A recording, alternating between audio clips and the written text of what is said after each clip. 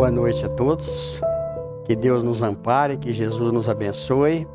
Mais uma vez estamos aqui e, como sempre, é muito bom. Nós agradecemos pela presença, sempre comentamos que todos nós somos importantes na reunião. Durante os passes, vamos fazer o nosso pedido mental. Sempre nós comentamos aqui que muitas vezes nós não necessitamos, mas muitos necessitam. Então é importante que a gente vá ao passe e canalize para aqueles que nós conhecemos e que nesse momento estão necessitados. As comunicações à mesa, muitas entidades que nos acompanham são trazidas, recebem ajuda, muitos são esclarecidos, orientados e são levados para as colônias espirituais. Nós vamos lembrar que o Chico Xavier está ligado numa colônia que se chama Maria de Nazaré. É muito importante. Muitas vezes a gente tem uma visão da conexão entre essa colônia e os trabalhos aqui do Chico Xavier. E lembrando que à noite, quando formos dormir, nós também trabalhamos, nós também recebemos o tratamento espiritual. Então é muito importante a nossa preparação na hora de dormir. Muito obrigado, nós vamos começar a nossa reunião. Então, dando continuidade, nós estamos no terceiro livro, As Leis Morais. Estamos na Lei Divina ou Natural, no item 2, Conhecimento da Lei Natural. Questão 622. Deus deu a certos homens a missão de revelar sua lei? Sim, certamente. Em todos os tempos, homens receberam essa missão. São os espíritos superiores encarnados com o objetivo de fazer a humanidade avançar. Então, nós vamos pegar já do Velho Testamento para a gente ver que em todas as épocas nós tivemos espíritos superiores realmente. E Chico Xavier diz que nós nunca ficamos sem um apóstolo de Jesus reencarnado na Terra, principalmente no Brasil. Nós vamos falar hoje algumas encarnações do Chico Xavier e mostrar o objetivo dessas encarnações. As reencarnações de Chico Xavier. Elias, em Tisbe, Gileade. Então, no livro 1 Reis, nós vamos ter uma informação muito interessante sobre Elias. Ele vai fazer uma visita para uma viúva, e lá na casa dessa viúva ela tinha um filho que estava doente. E ali nós vamos ver alguns fenômenos de materialização que nós estamos falando no livro dos médiuns. Inclusive, a respeito de alimentação, que ela era uma mulher numa situação muito difícil, ela não tinha praticamente nem o que comer. Isso está em 1 Reis. E o filho dela, que estava doente, ele, pela falta de entendimento, a mãe acha que ele havia desencarnado, mas ele tinha um fenômeno que a gente já falou aqui, de letargia, aonde não tem sensibilidade o corpo físico, mas o espírito ainda está ligado. Elias, com todo o conhecimento dele, sendo um espírito que já tinha tido as experiências de Moisés lá atrás, ele consegue fazer com que o espírito volte ao corpo. É muito interessante essa história que está no 1 Reis. E no livro de 2 Reis, nós vamos ver uma outra situação com Elias. Aí quando nós comentamos sobre extraterrestres, sobre naves espaciais, muita gente fica preocupada porque nós estamos dentro de um centro espírita, mas isso é uma realidade para nós. Nós vamos ver Elias ser arrebatado num carro de fogo. O que seria esse carro de fogo? Então, é para a gente questionar. Porque poderia ser uma nave espacial. No meu conceito, no meu pequeno entendimento, eu tenho certeza absoluta que é. Porque procuraram Elias para todo lado e não mais o encontraram. Então, olha para vocês verem, está no Velho Testamento, está na Bíblia isso daí.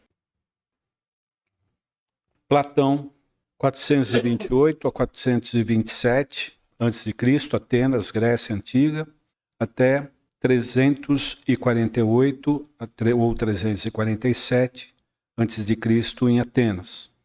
Principais interesses: retórica, arte, literatura, epistemologia, justiça, virtude, política, educação, militarismo e filosofia. E ele já era também reencarnacionista. E nós vamos ver que Sócrates não escreveu nada. Quem escreveu sobre Sócrates foi Platão. É uma também das encarnações de Chico Xavier. No final, nós vamos ver sendo confirmado pelo próprio Chico Xavier, através do filho adotivo dele. João Batista, 4 a.C. até 28 depois de Cristo, 32 anos.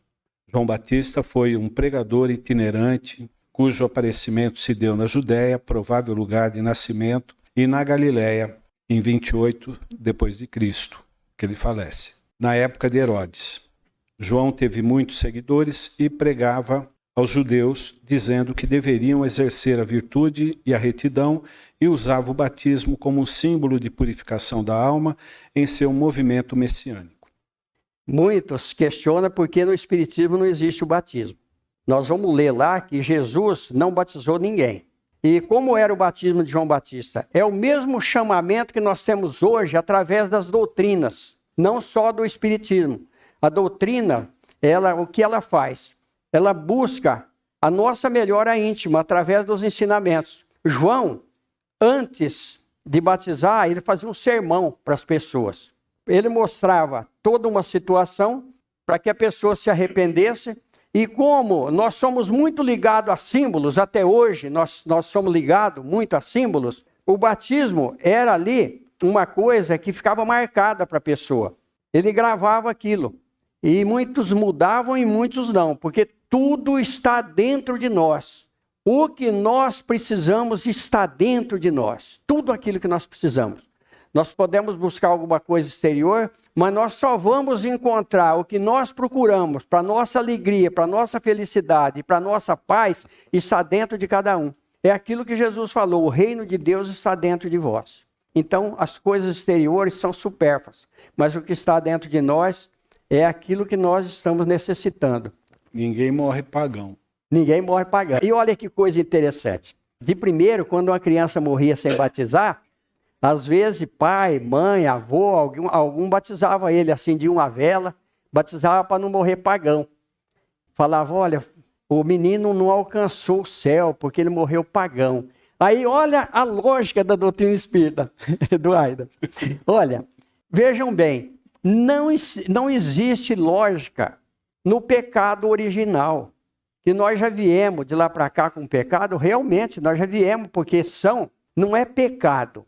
São experiências negativas que nós tivemos. O Espiritismo não prega o pecado. O Espiritismo prega a nossa reforma, o nosso discernimento. Deus não pune, Deus nos educa através de nós mesmos. Nós semeamos, nós colhemos. E é isso daí, aquilo que Jesus fala. Não se colhe figo de espinheiro. Então, é muito interessante isso daí que você levantou aqui. Por quê? Se a criança nasceu e já desencarnou, aí nós vamos ver isso no livro Entre a Terra e o Céu, do André Luiz, psicografia do Chico Xavier. Nós vamos ver a história de Júlio, que eu já comentei aqui anteriormente. Nós vamos ver as encarnações do Júlio ali e por que ele nasceu com determinadas deficiências físicas. Só a doutrina espírita para explicar isso para nós. Padre José de Anchieta, 19/3/1534, San Cristóbal de La Laguna, Canárias, Espanha, até 9/6/1597, 63 anos, em Ireretiba, Estado do Brasil, Império Português. Foi o primeiro dramaturgo, o primeiro gramático e o primeiro poeta nascido nas Ilhas Canárias. Foi o autor da primeira gramática da língua tupi e um dos primeiros autores da literatura brasileira, para a qual compôs inúmeras peças teatrais e poemas de teor religioso e uma epopeia. Olha Chico Xavier aí. Programa Pinga Fogo. Nós vamos ver o questionamento daquele homem lá em relação às colocações corretas que o Chico Xavier fazia, gramatical, vocabulário correto e tudo. Eu tive a oportunidade de conversar com o Chico Xavier, realmente corretíssimo. Dentro do mineirismo, porque ele era mineiro. Ele gostava muito de café, ele gostava muito de bolo de fubá. Ele era um homem como nós, mas com todas essas experiências. Aonde essas experiências ficaram arquivadas? No campo mental do Chico Xavier, aquele corpo que nós mostramos na imagem outro dia. Então, as nossas experiências estão arquivadas conosco. Muitas vezes alguma coisa que a gente pega, que a gente nunca fez na vida, a gente tem muita facilidade, porque está arquivado nesse corpo mental. Então, vocês imaginam o conhecimento. Allan Kardec, Hippolyte Léon Denisard Rivail. De 3 de outubro de 1894, Lyon, França, a 31 de março de 1869, 64 anos, Paris, Île-de-France. Ocupação: pedagogo, professor, gramático, tradutor, linguista, filósofo e educador. Olha, quanta coisa. E além disso, era magnetizador. Nós comentamos aqui já sobre o magnetismo. Ele era magnetizador e era adepto do magnetismo. Tanto é que ele foi fazer uma pesquisa para ver se tudo aquilo que estava acontecendo, que nós estamos falando no livro dos médiuns, era uma realidade ou era charlatanismo. Então nós estamos vendo aqui. Allan Kardec. Na França, ele usou esse pseudônimo, nós já comentamos aqui, porque ele foi um sacerdote na época das Gálias, um sacerdote druida, e para que o nome dele não influenciasse a obra, ele usou esse nome que ele tinha numa outra encarnação.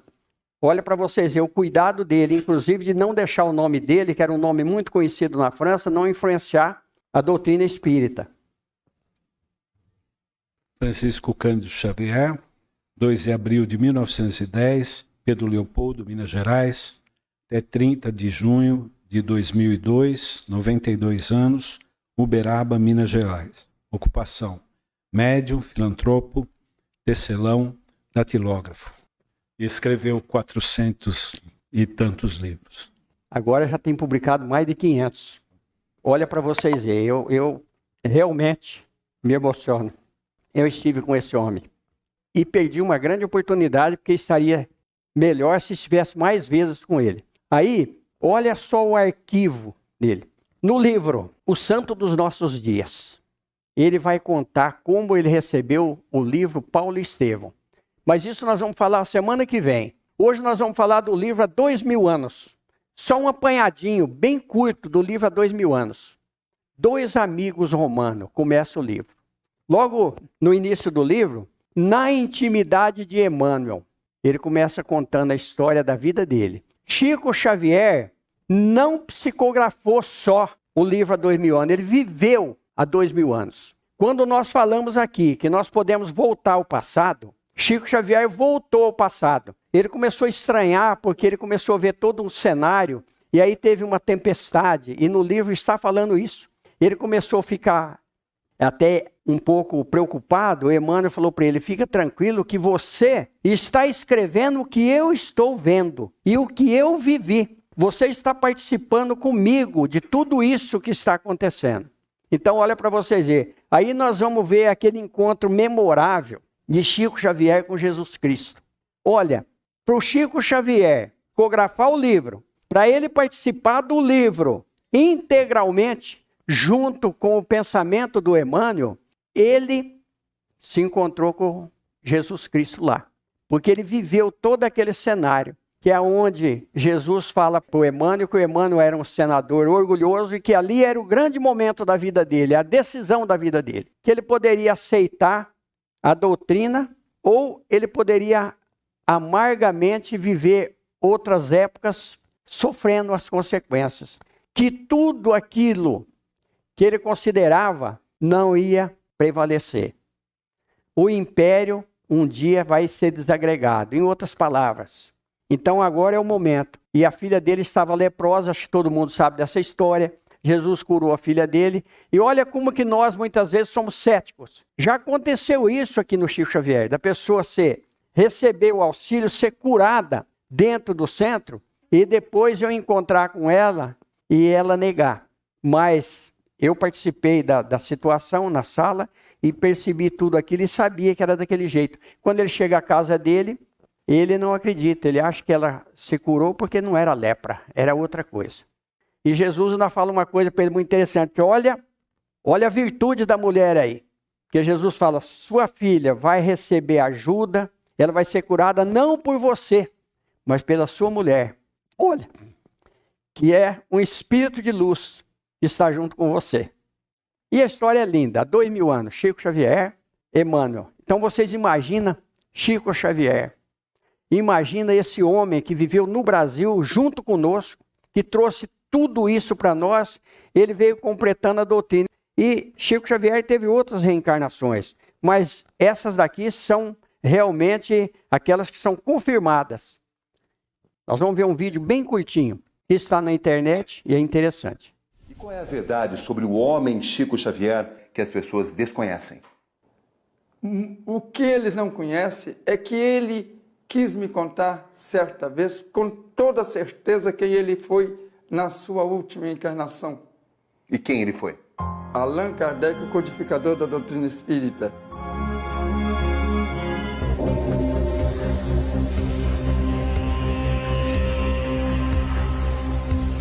De quem mais Chico Xavier foi reencarnação? Chico foi Platão, João Batista, José de Anchieta, o codificador Allan Kardec e ele, Chico Xavier. Sem dúvida nenhuma, porque eu ouvi disso da boca dele mesmo.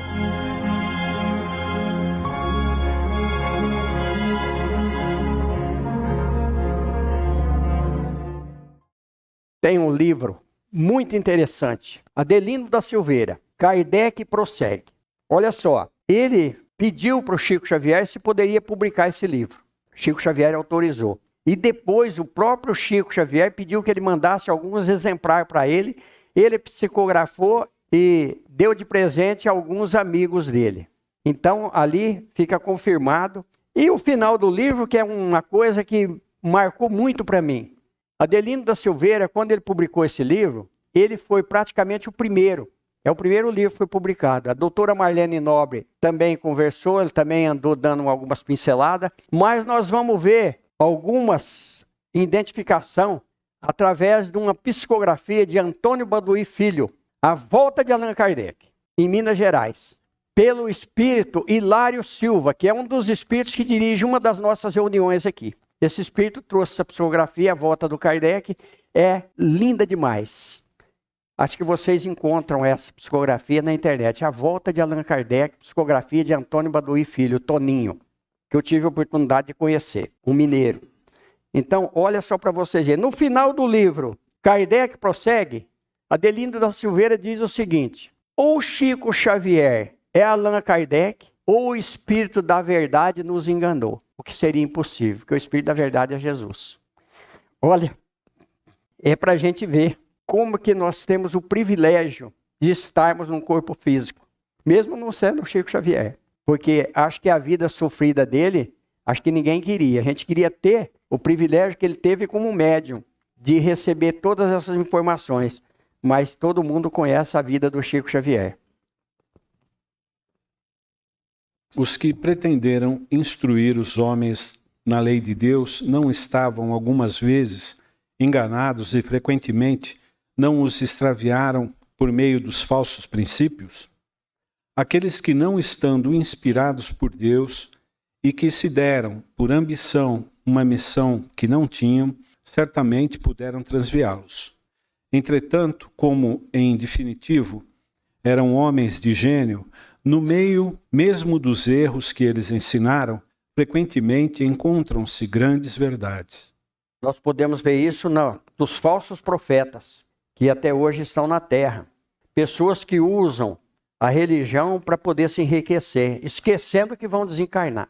E que do outro lado vai ser muito triste. Então, apesar de tudo isso, de tudo que acontece, quem vai buscar ajuda sempre recebe, porque ele vai com boa intenção. Então, o que os espíritos superiores fazem? Muitas vezes eles anulam o pregador, mas eles assistem aquele que veio, porque ele veio com boa intenção e ele veio procurar.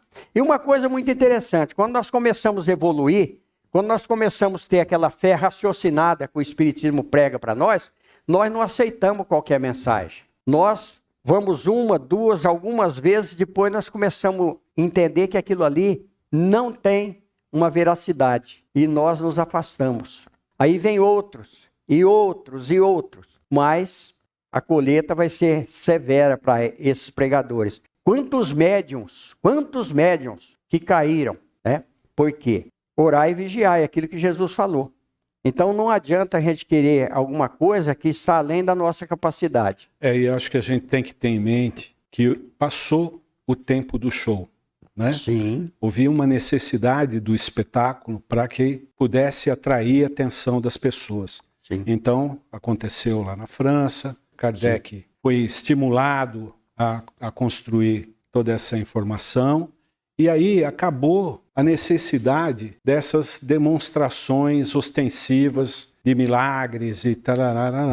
Então, eu acho que não é uma coisa que a gente deva se ligar.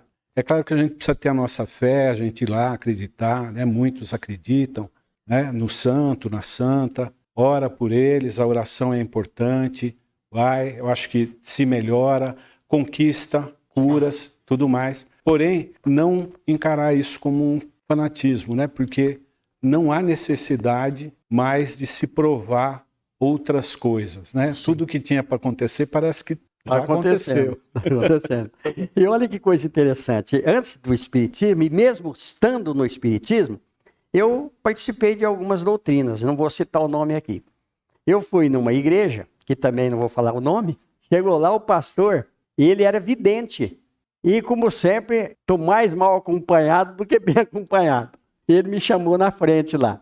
E a hora que eu cheguei, ele falou que eu estava com um demônio. E ele me pegou pro pescoço. Ou eu caí, ou ele me arrancava, deslocava o meu pescoço. Eu caí e juntou todo mundo em cima de mim. Aí eu fiquei ruim mesmo, né? Então, aí eu fiquei ruim. Então, olha para vocês verem. Tudo isso daí era um espetáculo. A igreja lotava, estava lotada a igreja. E aí, terminou, eles não deixavam eu vir embora. Sempre falando, não, mas você conta para nós, não sei o quê. Eu nunca mais voltei lá.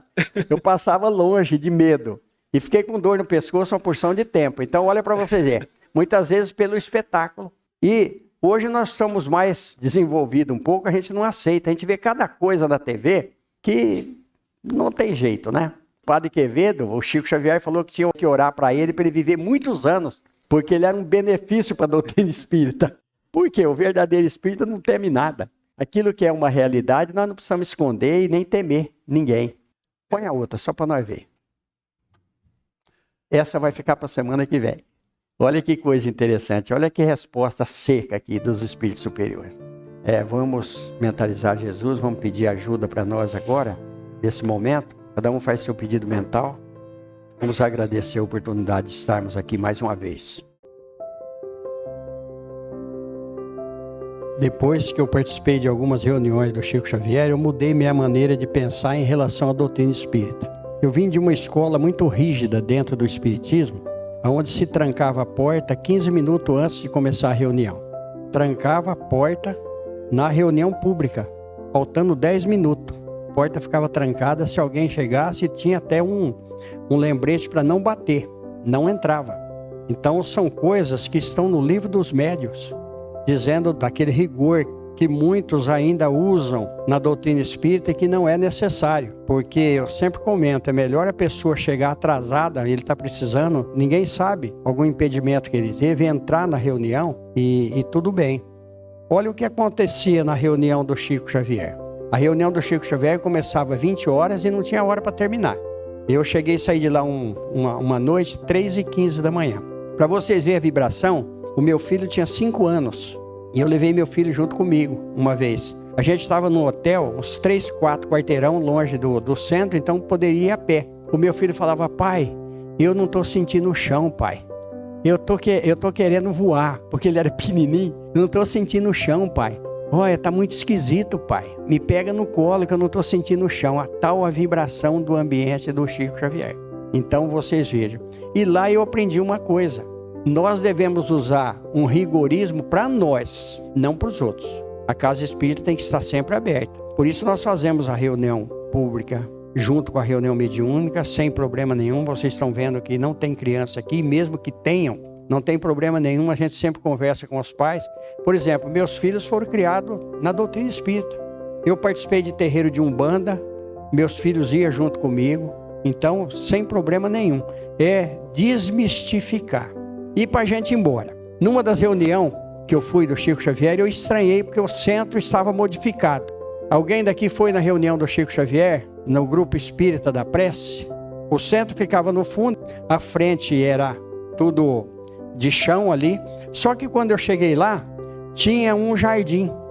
Tinha Branca de Neve e os 7 Anões, tinha uma gruta, e eu não me conformei. Eu falei, porque a doutrina espírita prega para a gente não adorar a imagem, não adorar nada. Aí tinha uma senhora lá, que ela desencarnou agora recente, o ano passado ela desencarnou. Ela ajudava o Chico Xavier. Eu cheguei nela, ela era mais jovem na época. Eu falei para ela, não estou entendendo isso daqui.